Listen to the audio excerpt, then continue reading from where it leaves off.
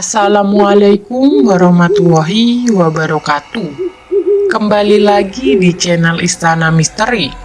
Untuk kisah yang akan saya bawakan kali ini, yaitu sebuah kisah yang berjudul Baca Yasin berkali-kali pun tidak terpengaruh. Dan sebelum kita lanjut ke ceritanya, tekan dulu tombol like video ini. Dan jangan lupa tekan juga tombol subscribe channel ini. Nyalakan juga lonceng notifikasinya agar tidak ketinggalan cerita-cerita baru dari channel ini. Dan seperti apa untuk kisah kali ini? Langsung saja kita masuk ke ceritanya.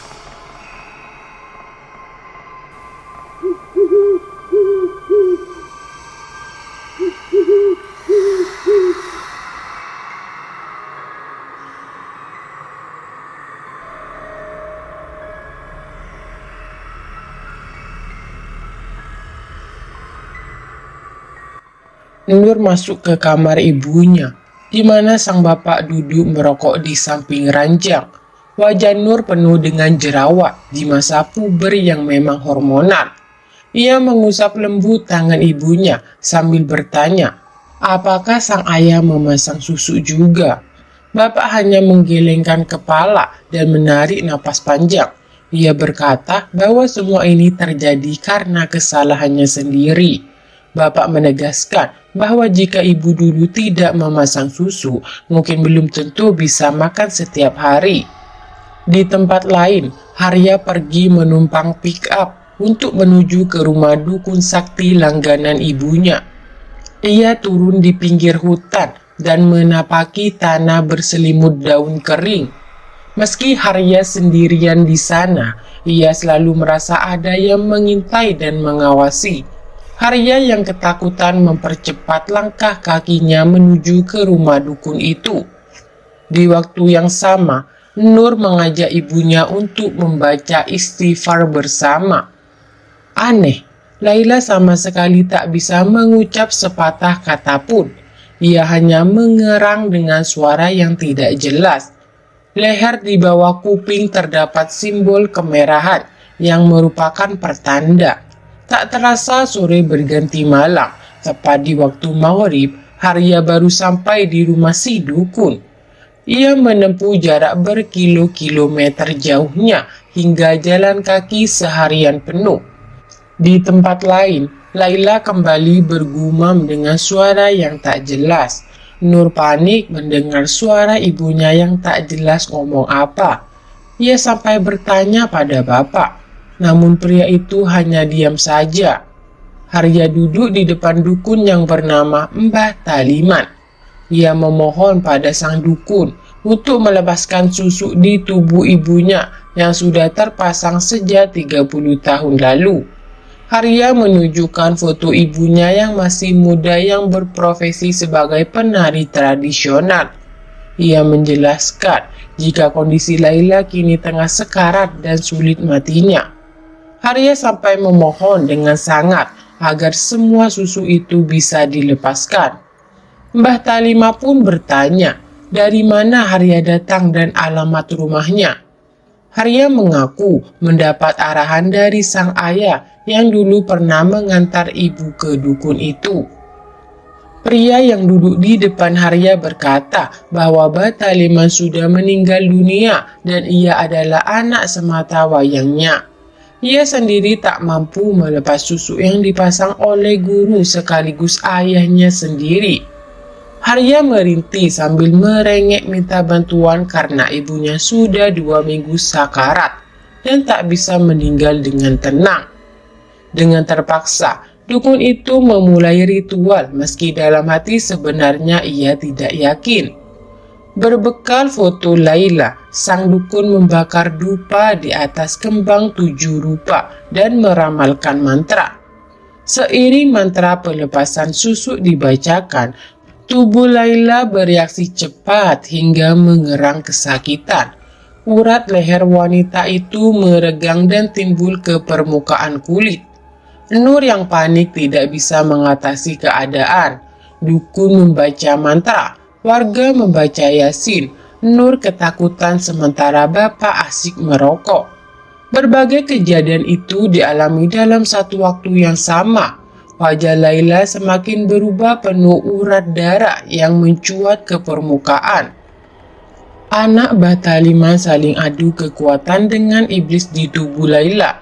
Mereka menyerang satu sama lain, hingga tiba-tiba anak Taliman kalah telak, sementara iblis masih mendekam di dalam badan Laila. Ketakutan bukan kepalang melihat kondisi ibunya yang masih belum mati juga. Nur mendapat telepon dari Haryo yang menjelaskan jika dukun sudah mencoba melepas susu namun tidak bisa. Akhirnya, Nur berkata jika kematian ibu biar dia yang urus. Perlahan Nur menghampiri ibunya dan berkata tenang. Gadis itu menangis sambil bergumam minta maaf. Nur berkata hanya ingat melihat ibunya mati dengan tenang. Bapak yang masih merokok hanya diam melihat situasi yang sulit dirasakan. Setelah membunuh ibunya, Nur jatuh pingsan tak sadarkan diri. Haryo masih di rumah Bataliman untuk mengatasi situasi yang tak terkendali. Ia menemani anak Bataliman hingga siuman kembali.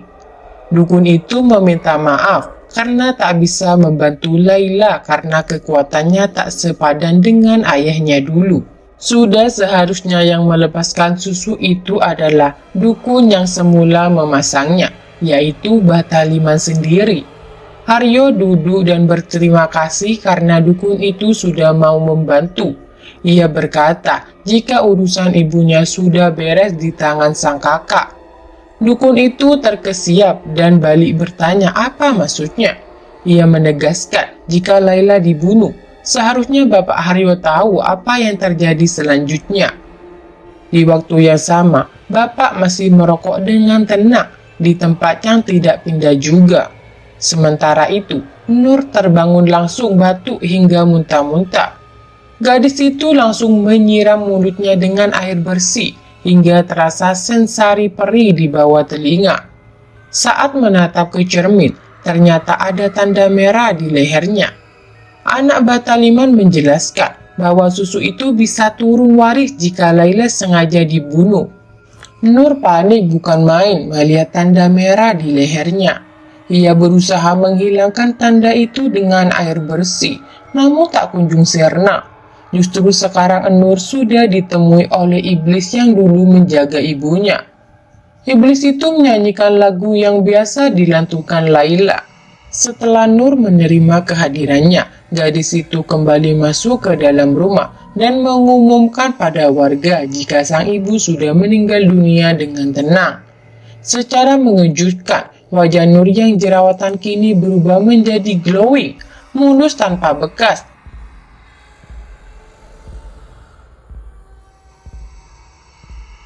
Andin adalah seorang pedagang angkringan yang menjalankan usahanya di Jalan Raya Pantura, salah satu jalur utama yang selalu ramai dilalui kendaraan. Setiap hari mulai dari sore hingga larut malam, Andin membuka gerobaknya yang penuh dengan aroma sedap pentol bakar, usus bakar, dan sate ayam. Andin bukan sekedar pedagang biasa. Ia memiliki kemampuan istimewa yang diwarisi dari nenek moyangnya, seorang dukun terkenal di desa asalnya. Namun, Andin lebih memilih menggunakan kemampuannya untuk membantu orang-orang daripada mengejar kekayaan melalui pesugihan atau hal-hal negatif lainnya. Ia selalu percaya bahwa kebaikan akan membawa berkah yang lebih besar. Suatu malam, ketika Andin sedang melayani pelanggannya, seorang pria tua dengan wajah pucat dan mata sayu datang menghampiri angkringannya. Pria itu terlihat sangat kelelahan dan meminta segelas air dan beberapa tusuk sate ayam. Andin dengan sigap melayani permintaan pria itu sambil memperhatikan gerak-geriknya yang aneh. Setelah makan, pria tua itu bercerita bahwa ia sedang dalam perjalanan mencari anaknya yang hilang di sepanjang jalur Pantura. Banyak yang mengatakan bahwa jalan raya tersebut sering menjadi tempat hilangnya orang secara misterius, terutama pada malam hari. Andin merasa ada yang tak beres dan menawarkan bantuan kepada pria tersebut. Malam itu, Andin menutup angkringannya lebih awal dari biasanya dan memutuskan untuk membantu mencari anak pria tua tersebut. Dengan bantuan kemampuan istimewanya, Andin mencoba merasakan keberadaan energi aneh di sekitar jalan raya Pantura. Mereka berjalan menyusuri jalan yang sepi dan gelap, ditemani hanya oleh suara angin dan desiran dedaunan. Tiba-tiba Andin merasakan adanya aura jahat yang kuat di salah satu persimpangan jalan. Ia meminta pria tua itu untuk tetap di belakangnya, sementara ia mendekati sumber aura tersebut. Di sana ia menemukan sebuah portal yang tampaknya terhubung dengan dunia lain. Andin menyadari bahwa inilah yang menyebabkan banyak orang hilang secara misterius.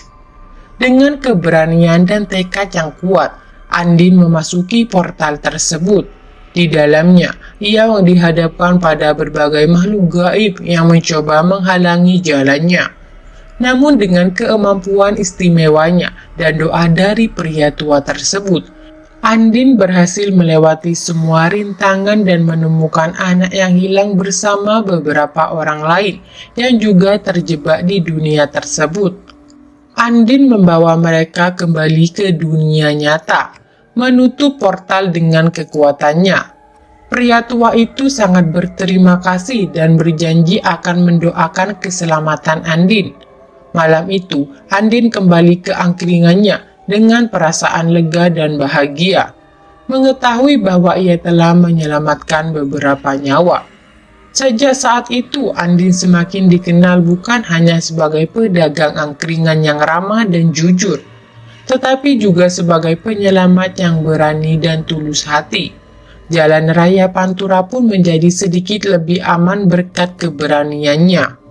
Meskipun usahanya cukup ramai, Andin memiliki berat beban di pundaknya, berupa hutang yang cukup besar kepada Pak Toha, seorang rentenir kejam. Pak Toha telah menawarkan solusi kepada Andin. Jika Andin bersedia menjadi istrinya, maka seluruh hutangnya akan dihapus. Namun Andin menolak tawaran tersebut karena ia tidak ingin menikah dengan Pak Toha. Terdesak oleh hutang yang semakin menumpuk, Andin memutuskan untuk mencari jalan lain.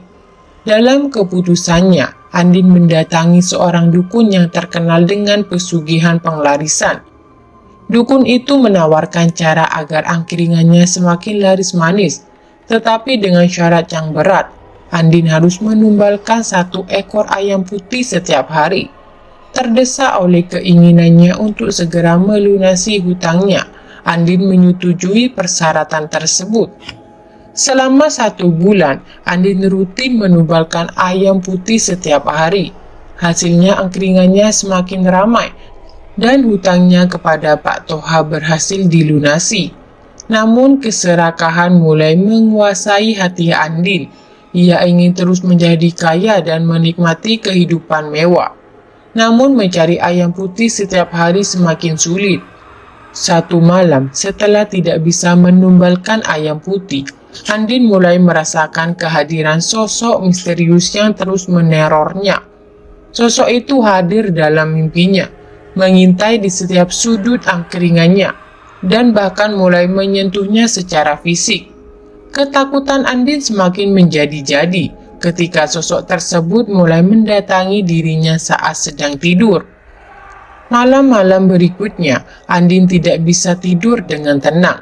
Sosok misterius itu semakin agresif hingga suatu malam, ia meniduri Andin. Andin merasa ketakutan yang luar biasa, namun tubuhnya tidak bisa bergerak. Setelah kejadian itu, Andin jatuh sakit parah, tubuhnya lemah dan pikirannya kacau. Akhirnya sosok misterius itu menuntaskan terornya. Andin ditemukan tewas di angkringannya oleh para pelanggan yang datang pagi itu. Kematian Andin meninggalkan misteri besar di jalan raya Pantura. Angkringannya yang dulu ramai kini kosong, menyisakan cerita mengerikan tentang sosok misterius yang meniduri Andin hingga mati.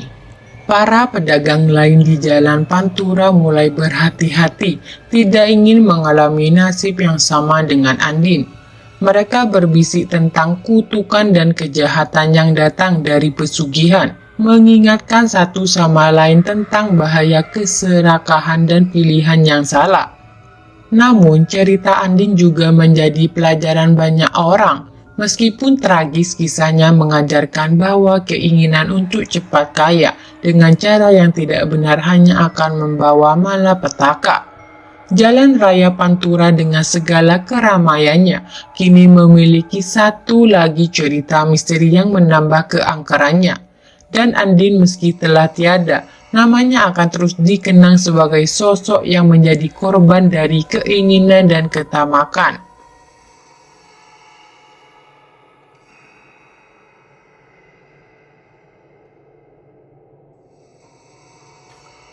Baik teman-teman, sekian untuk kisah kali ini. Bagaimana menurut kalian tentang kisah ini? Tulis di kolom komentar. Dan buat teman-teman yang baru bergabung, jangan lupa untuk like, komen, share, serta subscribe channel ini. Dan nantikan kisah-kisah horor berikutnya. Tetap di channel Istana Misteri. Terima kasih. Wassalamualaikum warahmatullahi wabarakatuh.